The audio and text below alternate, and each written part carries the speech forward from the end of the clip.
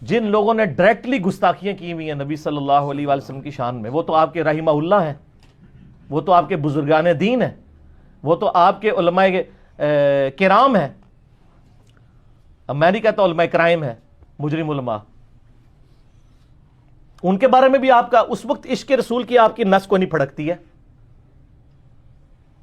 اگر یہ عشق رسول ایک نمبر ہوتا نا تو اس کے اوپر بھی بھڑکتی. یعنی میں فی البدی یہاں پہ درجنوں مثالیں ان کے بزرگوں کی پیش کر سکتا ہوں.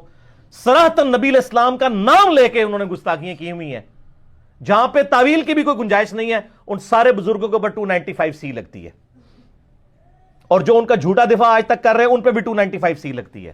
لگائیں، کوئی بھی لگانے کے لیے تیار نہیں ہوگا. میں نے اس کے اوپر پورا لیکچر ریکارڈ کرایا. مسئلہ نمبر 71B، انڈیا اور پاکستان کے بزرگوں کی 19 گستاخانہ عبارات کا تحقیقی جائزہ. اس میں میں نے ایک ایک چیز بتائی ہے، اور اس میں میں نے اپنا ریسرچ پیپر یہ کور کیا تھا. یہ میرا ریسرچ پیپر نمبر 2A ہے، اندھا دھند پیروی کا انجام. ٹھیک ہے جی. اس میں نے 19 گستاخانہ عبارتیں وہ کور کی ہیں.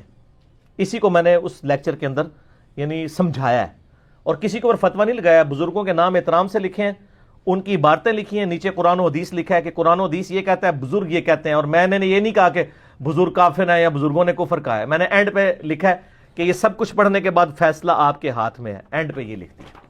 بس ہم تو فتویٰ لگاتے نہیں، صرف علمی طریقے سے غلطی ہائی لائٹ کرتے ہیں.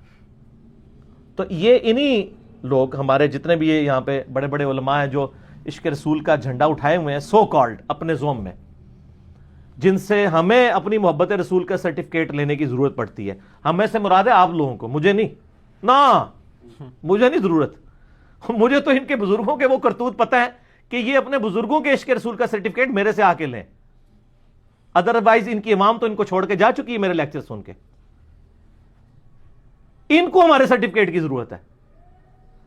اس سب کانٹیننٹ میں بہت بڑی پرسنالٹی ایک گزری ہے. میں ان بزرگوں کی بات نہیں کر رہا ہوں، ان کی طرف منسوب کتاب کی بات کر رہا ہوں. ہمارا اس نے ظن ہے کہ انہوں نے یہ کتاب نہیں لکھی ہوگی، لیکن ان کے ماننے والے کہتے ہیں یہ کتاب انہی کی ہے. لیکن معرفت دی گلاں نے تو سمجھ نہیں آندی ہیں. یہ معرفت کی بات ہے.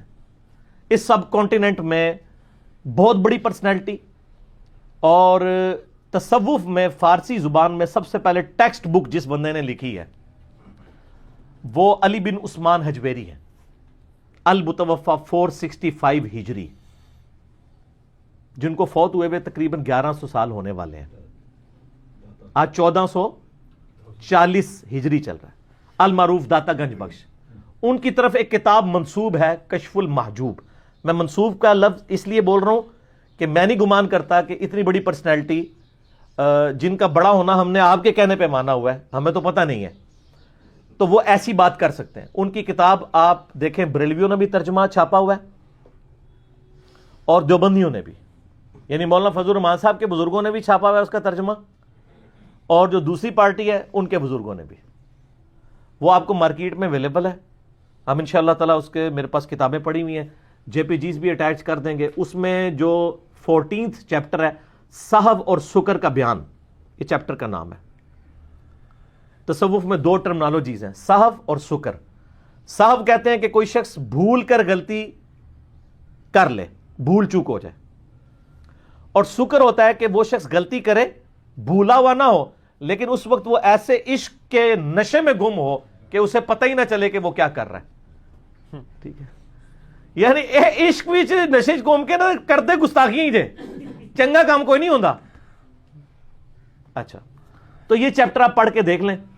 اس میں وہ لکھتے ہیں کہ حضرت داود علی نبینا علیہ الصلوۃ والسلام کے بارے میں کہ وہ ان کی نظر ایک دفعہ اوریا نامی ان کا ایک صحابی تھا، اس کی بیوی پہ پڑ گئی اور وہ اس کے اوپر عاشق ہو گئے، اور اس کو جنگ میں آگے قتل کروا کے تو خود اس سے شادی کر لی اس کی بیوی کے ساتھ. یہ پورا ایک واقعہ ہے. یہ واقعہ انہوں نے نقل کیا، اور انہوں نے کہا حضرت داؤد علیہ السلام حالت صحو میں تھے، اور اس سے انہوں نے یعنی جنید بغدادی کی جو صحو والی ٹرم ہے اس کو ثابت کیا ہے. واقعہ صرف لکھا نہیں، اس سے رزلٹ بھی نکالا ہے. لکھنا اس میں آپ تعویل کر سکتے ہیں کہ وہ نالج کے طور پہ لکھا ہے، لیکن جب کوئی رزلٹ نکالتا ہے وہ اس کا عقیدہ ہوتا ہے، اس سے نہیں وہ بھاگ سکتا. پھر انہوں نے بایزید بستامی کا سکر ثابت کیا ہے اسی میں، اور کہتے ہیں اس کی مثال آپ کو اب ظاہر ہے کہ کیا کریں، مسلمانوں کو ان لوگوں نے یعنی یہ باتیں ان کے سامنے رکھنی ہوتی ہیں نا تو مجبوراً نبیوں کی مثالیں دینی پڑتی ہیں ان کو. تو کہتے ہیں جی سکر کی مثال ہمارے نبی علیہ السلام کی مثال ہے. جب ان کی ایک نظر اپنے منہ بولے بیٹے زید ابن حارثہ کی بیوی سیدہ زینب پہ پڑی تو وہ نظر حالت سکر میں تھی, تو اس کی وجہ سے زینب اپنے خاوند پہ حرام ہو گئی. کس طرح حرام ہوئی؟ یعنی خاوند کے دل میں اپنی بیوی کی نفرت آئی, اس نے اس کو طلاق دے دی اور نبی علیہ السلام نے اس عورت کے ساتھ دوبارہ شادی کر لی. نعوذ باللہ من ذالک. لعنت اللہ علی الکاذبین. ہم تو کہتے ہیں ایسی کتاب لکھنے والوں پر, اس کو چھاپنے والوں کو پر, اس کتاب کی تعریف کرنے والوں پر اور اس کتاب کو پروموٹ کرنے والوں پر اللہ کی لعنت, اللہ کے فرشتوں کی لعنت اور تمام لعنت کرنے والوں کی لعنت ہو. ہم کسی بزرگ کو نہیں کہہ رہے کیونکہ ہمیں پتہ نہیں ہے نا, ہمارے سامنے موجود ہوں تو ہم بھی ایک پریس کانفرنس کر کے تو علی بن عثمان اجویری صاحب سے پوچھیں کہ بھی آپ نے لکھا ہے تو یقیناً وہ بھی انکار کر دیں گے, کیونکہ انہیں بھی پتا ہوگا پاکستان میں 295C لگی ہوئی ہے, وہ کیسے اقرار کر سکتے ہیں.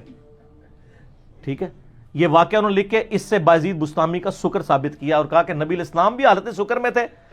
یہ اصل میں یہ بتانا چاہ رہے ہیں کہ ہمارے بزرگ اگر صحو یا سکر کے اندر کسی کی بچی نکال کے لے جائیں یا کسی بچے کے اوپر عاشق ہو جائے. مادو لال حسین کیا ہے؟ مادو لال ایک یعنی وہ ہندو لڑکا تھا, اس پہ حسین نامی ایک بزرگ عاشق تھے تو اس کا نام ساتھ ہے, آپ پوچھ لیں مادو لال حسین. یا وہ کوئی اور خلاف شرع کام کرے تو اس کو صحو اور سکر پہ معمول سمجھا کریں. یہ یعنی بزرگوں کی معرفت کی باتیں ہیں. شطیحات ایک دم موٹا لفظ ادھر سے ڈیوائز کیتا ہے, شطیحات. اس کا اگر میں آپ کو ترجمہ کروں نا تو اردو اور پنجابی میں اس کا ترجمہ ہوگا بونگیاں. یقین مانے, آپ ہنسیے گا نا, شطیحات کی اپروپریٹ ٹرانسلیشن ہے ہی بونگیاں, شڑو اللہ. اور وہ شطیحات بولتے ہیں, لوگ کہتے ہیں پتہ نہیں شاید کو قرآن حدیث کی کوئی ٹرم ہے. تو ہم یہ پوچھتے ہیں کہ شطیحات میں نبی علیہ السلام کے گستاخی ہوتے ہیں. آپ لوگ یہ ہمیں بتایا کرتے تھے با خدا دیوانہ باش با محمد ہوشیار. دیوانگی اللہ کے لیے ہو سکتی ہے, اللہ کے نبی کے لیے نہیں ہو سکتی. تو اللہ کے نبی علیہ السلام کے لیے بھی یہ شطیحات. وہ پنڈی کے ایک مفتی صاحب ہیں, میں ان کا نام نہیں لیتا, تو نام لیے بغیر میں بتاتا ہوں کہ ان سے میری فون پہ بات ہوئی نا تو مجھے کہنے لگے کہ انجینئر صاحب آپ کی باتیں تو بڑی سالڈ ہوتی ہیں لیکن آپ ہمارے بزرگوں کو کچھ نہ کہا کریں, یہ بزرگوں کی شطیحات ہے. تو میں نے بھی ٹرنز دا ٹیبل اوور, میں نے کہا سر میں خود 31 سال بریلوی رہا ہوں, ہم نے تو آپ جیسے بزرگوں سے ہی سیکھا تھا با خدا دیوانہ باش با محمد ہوشیار. مجھے یہ بتائیے کہ یہ کشف المحجوب کی جو عبارت ہے, آپ سمجھتے ہیں کہ حضرت عمر فاروق رضی اللہ تعالیٰ کے سامنے یہ عبارت پڑھ کے سنائی جا سکتی ہے اور ایسے شخص کا سر جو ہے وہ تن کے اوپر قائم رہ سکتا ہے؟ تو کانپ اٹھے, لیکن پبلکلی نہیں اس طریقے سے وہ سامنے آ سکتے. شطیحات تو ان کا سارے کا سارا معاملہ اللہ کے اوپر تھا, فنا فی اللہ کے اوپر. فنا فی رسول میں وہ کہتے ہیں نبی کا جو گستاخ ہے چاہے وہ کسی بھی طریقے سے. اب انہوں نے نیا ایک کام, وہ کہتے ہیں نہیں ہے کلمات کفری ہیں لیکن قائل پہ فتویٰ نہیں لگے گا کیونکہ وہ بزرگ ہے, اور بزرگ بھی ان کا. وہی قائل اگر دوسرے فرقے کا ہوگا تو اس پہ فتویٰ بھی لگے گا. تو یہ میں نے کامن حوالہ آپ کو دیوبند اور بریلویوں کی بزرگ کی کتاب کا دیا, میں بزرگوں کو کچھ نہیں کہہ رہا. دوسری طرف آپ قرآن و حدیث پڑھیں تو آپ کو کوئی اور دین ملے گا. اس لیے ہم کہتے ہیں کتابوں کا دین اور ہے اور بابوں کا دین اور ہے.